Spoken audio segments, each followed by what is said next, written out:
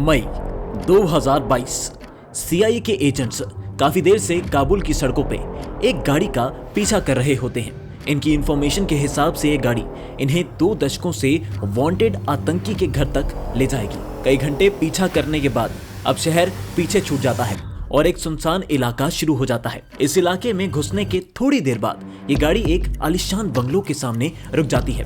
Agents करीब 500 metre पहले एक खंडर से घर में रुक जाते हैं और दूरबीन से इस गाड़ी को देखने लगते हैं। गाड़ी में से कुछ लोग उतरते हैं, लेकिन सीआईए एजेंट्स की उम्मीद से बिल्कुल उलट। इस गाड़ी से आतंकवादी नहीं बल्कि एक परिवार निकलता है। एजेंट्स को इंफॉर्मेशन गलत लगती है और जब वो इस बंगलों की नेम प्लेट अपनी दूरबीन से पढ़ते हैं तो उस पे भी किसी पॉलिटिशियन का नाम मिलता है। अब तो इनका मन बैठ ही जाता है। बस इसी वक्त इन्हें घर में भारी मात्रा में हथियारों का जमावड़ा दिखता है। ये बात थोड़ी अजीब थी, इसलिए ये आखिरी कोशिश करते हुए इस घर की निगरानी करने का फैसला करते हैं। शुरुआत के कुछ दिन तो इन्हें कुछ खास नहीं मिलता, लेकिन एक दिन इस घर के बाहर करीब 5 गाड़ियां रुकती हैं और उसमें से हथियार बंद काले कपड़ों में आतंकी उतरते हैं। ये देख एजेंट्स थोड़ा सतर्क हो जाते हैं, लेकिन उन्हें अब भी वो नहीं मिला था जिसकी उन्हें उम्मीद थी। आने वाले कुछ दिनों तक वो बारी बारी करके इस घर पे नजर रखते हैं, लेकिन आतंकी मीटिंग्स के अलावा कुछ नहीं दिखता। ऐसे ही एक दिन रोज की तरह रात भर निगरानी करके कुछ हाथ न लगने की उदासी से एजेंट सोने के लिए जाने लगता है। तभी उसको घर की बालकनी में बड़ी सी दाढ़ी वाला आतंकी सैर करता दिखाई देता है। ये इतने दिनों में पहली बार हो रहा था, इसलिए एजेंट अपनी दूरबीन से इस आतंकी को ध्यान से देखता है। अभी उसने आतंकी को सर से लेके पांव तक देखा भी नहीं था कि उसके माथे पे पसीना और चेहरे का भाव बदल चुका था। वो तुरंत बहुत सारी हाई रेजोल्यूशन फोटोज खींचता है और उसी वक्त अमेरिका में अपने सीआईए के हैंडलर को भेज देता है। ये फोटोज देखते ही उसके हैंडलर की आंखें भी फटी की फटी रह जाती हैं। वो बिना देरी किए तुरंत अपने सीनियर को एक मैसेज भेजता है और मैसेज पढ़ते ही उसका सीनियर सीधा सीआईए चीफ के घर पहुंच जाता है और मिलते ही सीधा कहता है, सर हमने जवाहरी को अफगानिस्तान में ढूंढ निकाला है। दोस्तों, आज की वीडियो में हम जानेंगे कि आखिर पेशे से एक डॉक्टर होने के बावजूद जवाहरी अमेरिका का मोस्ट वांटेड आतंकी कैसे बन गया। आखिर कैसे अमेरिका ने उसे फौजी भेजकर ये मिसाइल से नहीं बल्कि एक अनोखे तरीके से मौत के घाट उतारा। वीडियो काफी इंटरेस्टिंग होने वाली है, इसलिए एंड तक बने रहिएगा।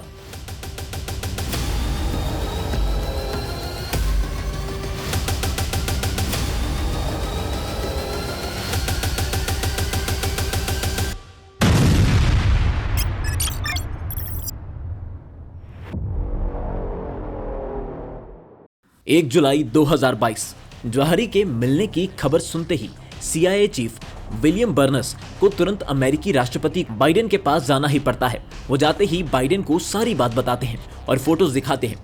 जवाहरी के इतने पक्के सबूत देखकर बाइडेन बिना देरी किए तुरंत एक अत्यंत गंभीर मीटिंग बुला लेते हैं। मीटिंग में CIA director William Burns, national intelligence के director Avril Haines, director of national counter terrorism Christine Abizaid के साथ साथ कई सीनियर मिलिट्री और इंटेलिजेंस ऑफिशियल्स भी मौजूद थे।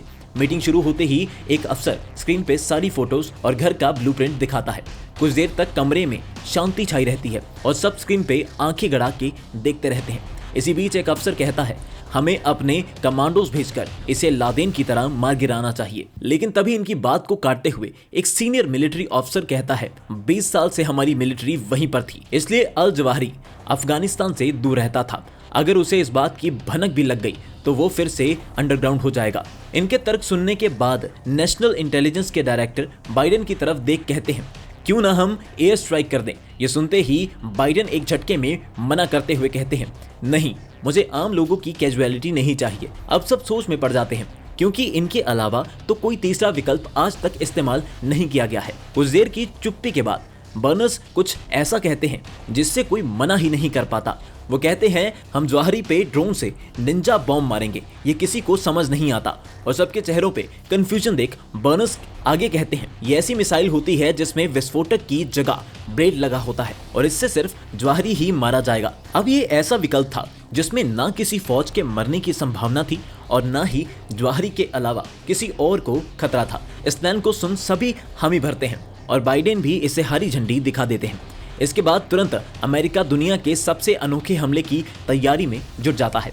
जवाहिरी को मौत के घाट उतारने से पहले ये जान लेते हैं कि अल जवाहिरी कौन था और अमेरिका उसे 20 साल से बेसब्री से मारने की कोशिश क्यों कर रहा था। अगर वीडियो आपको पसंद आ रही है तो चैनल को ऐसी वीडियोस के लिए सब्सक्राइब जरूर कीजिएगा।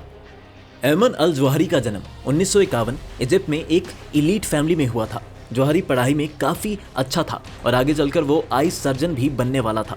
जवाहिरी ने 1970 का दशक आते आते जिहादी गुटों से जुड़ना शुरू कर दिया था।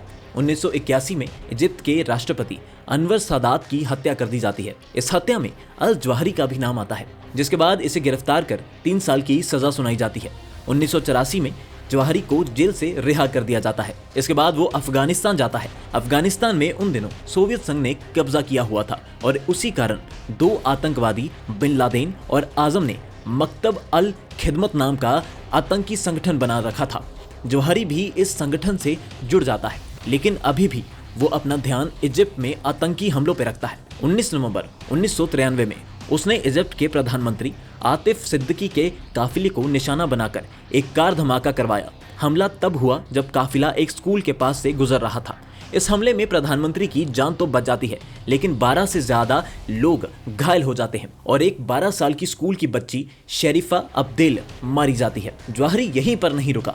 इसके बाद 1995 में पाकिस्तान के इस्लामाबाद में इजिप्ट के दूतावास पर बम हमला करवा देता है, जिसके अंदर 17 लोग मारे जाते हैं। इस हमले के बाद जवाहिरी का नाम इंटरनेशनल लेवल पर जाना जाने लगता है। अब जवाहिरी सुरक्षा एजेंसियों की नजरों में चढ़ने लगा था और ऐसा होते ही हर आतंकी एक ही चीज करता है, अफगानिस्तान भाग जाता है। अब इस समय मकतब अल खिदमत में लादेन और आजम कुछ कारणों से अलग हो जाते हैं और लादेन अल कायदा की शुरुआत करता है। जवाहिरी तो लादेन का पिछले 10 सालों से करीबी था ही, इसलिए वो लादेन का मुख्य साथी बनता है। फिर क्या था, अब तो जवाहिरी के पास हमले करवाने के लिए अल कायदा के आतंकियों की पूरी फौज थी। वो 7 अगस्त 1998 को अल कायदा के सबसे बड़े हमलों में से एक को अंजाम दिलवाता है। जवाहिरी के नेतृत्व में नायरोबी, केन्या और तंजानिया में मौजूद यूएस एम्बेसी पे लगातार हमले होते हैं। इसमें 10 या 20 नहीं बल्कि 200 से ज्यादा मासूम लोग मारे जाते हैं। इसके बाद साल 2000 में जवाहिरी ने यमन के बंदरगाह में अमेरिकी नौसेना के जहाज यूएसएस कोल पर हमला करवाया, जिसके अंदर 17 अमेरिकी नौसैनिक मारे जाते हैं। फिर आता है 2001 और 9/11 अटैक होता है, जो अमेरिका को हिला कर रख देता है। इस हमले में 2977 लोग मारे जाते हैं और 6000 से ज्यादा घायल हो जाते हैं। जवाहिरी इस हमले में लादेन का सबसे करीबी सलाहकार था। 9/11 से ही जवाहिरी अमेरिका की मोस्ट वांटेड लिस्ट में ऐड हो जाता है, पर जवाहिरी यहाँ रुकता नहीं है और 2005 में 52 लोगों को मारने वाले लंदन धमाके करवाता है। मगर 2011 में अमेरिका लादेन को मौत के घाट उतार देता है और इसके बाद जवाहिरी अल कायदा की कमान संभालता है। लादेन की मौत ने जवाहिरी को अंदर तक हिला के रख दिया था। जवाहिरी 2012 में अमेरिका दूतावास पर हमला करवाता है, जो अमेरिकी कानून के हिसाब से अमेरिका पे अटैक माना जाता है।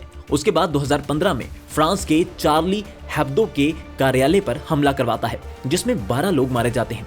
जवाहिरी रुकने का नाम नहीं ले रहा था, इसलिए अमेरिका समझ चुका था कि दुनिया में शांति के लिए जवाहिरी को मारना अत्यंत जरूरी है। इसी कारण अब साल 2022 में जब जवाहिरी की लोकेशन मिली तो अमेरिका बिना देरी किए उसे मारने निकल पड़ता है।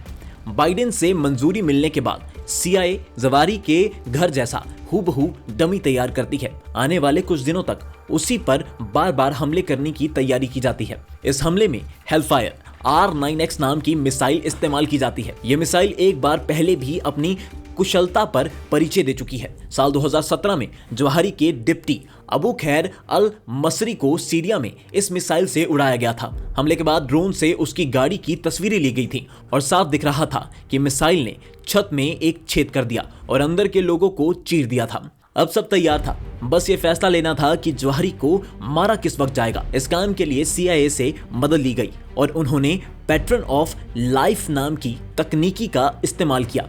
इस तकनीक में इंसान की जिंदगी का वो हिस्सा चुना जाता है जो बहुत इंपॉर्टेंट ना हो, फिर भी वो रोज ही करता हो। इसी बात को ध्यान रख के CIA ने बताया कि जवाहिरी हर सुबह 6 बजे अकेला बालकनी पर जरूर आता है। इसी कारण सुबह के समय को चुना जाता है।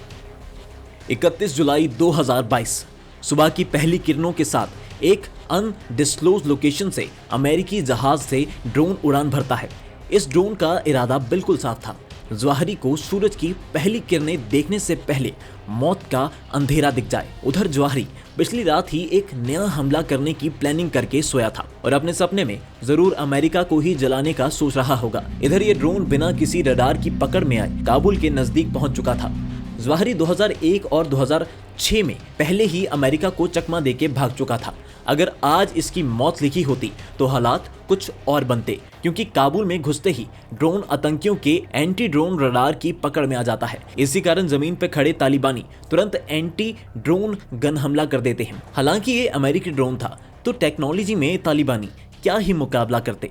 आतंकियों का हमला सफल होता उससे पहले ये ड्रोन ऐसी मिसाइल मारता है कि तालिबानियों का रडार और वो खुद रेत में मिल जाते हैं।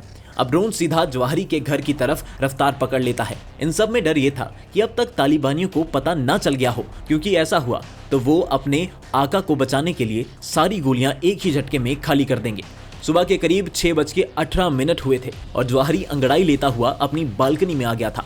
वो पहाड़ के पीछे से आ रही सूरज की किरणों को आंख बंद कर महसूस करने लगता है। वो जैसे ही आंख खोलता है तो अब उसे सूरज की रोशनी नहीं बल्कि अपनी मौत के रूप में ड्रोन मंडराता दिखाई देता है। 1-2 सेकंड घूरने के बाद उसे कुछ समझ नहीं आता और अब वो अपनी जिंदगी की भीख के लिए इधर उधर भागने की सोचता है। बस उसी पल ड्रोन से एक मिसाइल निकल पड़ती है और जवाहरी के दिल की अगली धड़कन धड़कती उससे पहले ही 6 ब्लेड वाली मिसाइल उससे आके टकरा जाती है। एक ही पल में हजारों मासूमों की हत्या करने वाले इस आतंकी के अलग अलग टुकड़े इस बालकनी में फैल जाते हैं। ये ड्रोन भी तुरंत अपना काम करके आसमान में ऐसे विलुप्त हो जाता है जैसे यहाँ कभी आया ही नहीं था।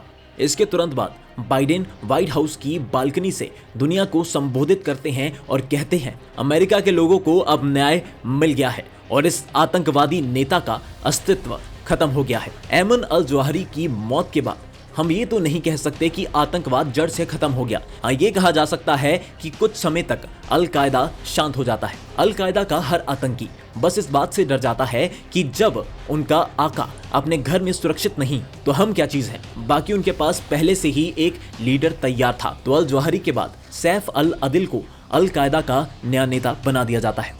दोस्तों, कुछ इस तरह अमेरिका ने अल जवाहरी को मौत के घाट उतारा। आप हमें कमेंट करके बताइए कि वीडियो कैसी लगी, और अगर बगदादी को मारने का ऑपरेशन देखना है तो वो वीडियो पॉडकास्ट सेक्शन में जरूर दिखेगी। बाकी चैनल को सब्सक्राइब और वीडियो को लाइक करना मत भूलिएगा।